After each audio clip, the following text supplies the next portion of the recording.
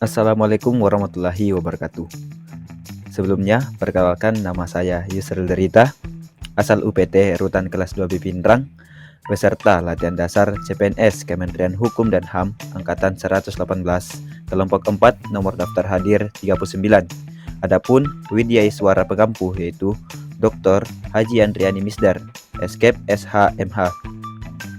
Pada video ini saya akan menjelaskan materi Smart ASN dan adapun pengalaman saya dalam mempelajari materi Smart ASN ini menggunakan dua sistem pembelajaran, yaitu yang pertama sinkronus atau pembelajaran yang mempertemukan kita dengan pemateri secara real time namun dilakukan secara daring menggunakan Zoom meeting.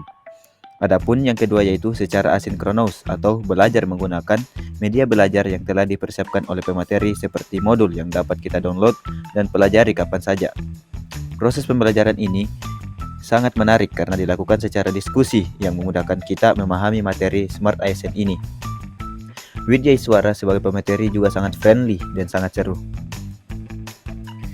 Smart ASN yaitu ASN dengan kompetensi, kinerja, serta profesionalisme yang tinggi sehingga mampu beradaptasi dan semakin responsif terhadap perubahan, perkembangan, teknologi, dan pencapaian tujuan organisasi.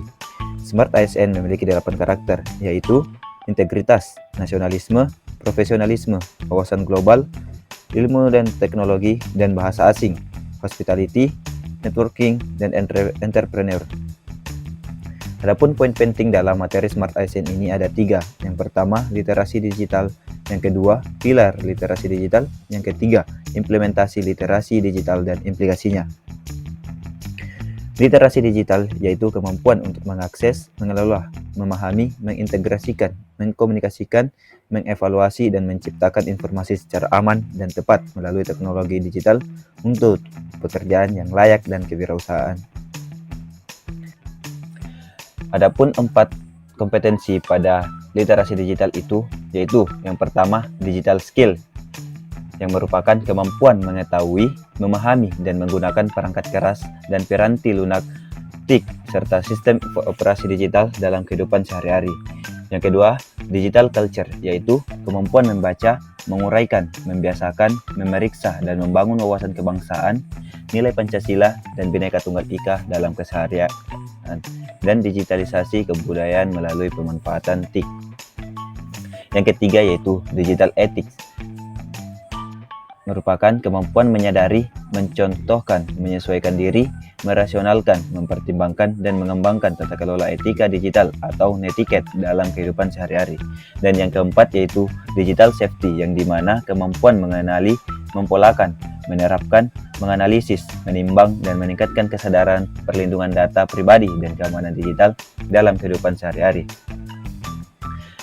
Pada materi netiquette berinternet ada 2 yaitu etika dan etiket. Adapun perbedaannya yaitu etika merupakan sistem nilai dan norma moral bagi seseorang dalam mengatur tingkah laku. Sedangkan etiket yaitu tata cara individu berinteraksi dengan individu lain, atau secara sederhananya perbedaan dari etika dan etiket ini yaitu etika merupakan sistem moral bagi individu itu tersendiri, sedangkan etiket itu tata cara antar individu dengan individu yang langsung. Pada masa sekarang, internet memberikan banyak kemudahan. Yang pertama, kemudahan mencari informasi. Pada masa sekarang, terdapat mesin pencari informasi yang dapat dengan mudah diakses oleh siapapun. Di era digital ini, terdapat search engine, salah satunya yaitu Google, yang digunakan mencari informasi apapun di dunia ini hanya dengan sekali klik dan dalam waktu sekejap dapat menampilkan informasi yang kita cari. Yang kedua, kemudahan bertransaksi.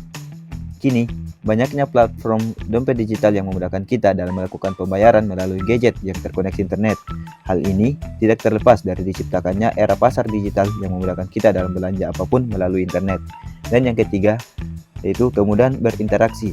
Keberadaan internet memudahkan kita dalam berinteraksi walaupun dibatasi oleh jarak. Contohnya saja pada sistem pembelajaran yang diterapkan sekarang, yaitu pembelajaran secara daring, yang dimana kita bertemu dengan pemateri secara maya atau bertatap muka via internet. Hal ini sangat memudahkan kita yang ingin berinteraksi dengan orang yang jauh dengan kita. Pada era digital seperti sekarang ini, para ASN diharapkan dapat menyesuaikan diri pada perkembangan teknologi yang ada. dimulai dari absensi pegawai yang sudah terkomputerisasi, pengembangan kompetensi yang dilakukan dengan menggunakan metode daring yang mengharuskan kita memahami cara menggunakan gadget, dan juga sistem database pekerjaan yang dipusatkan pada sistem komputerisasi yang ada. Sebagai tunas pengayoman, kita harus menjadi smart ASN pada era digital seperti sekarang, guna untuk mendukung kemajuan bangsa Indonesia. Itulah materi yang sempat saya bawakan. Terima kasih. Wassalamualaikum warahmatullahi wabarakatuh.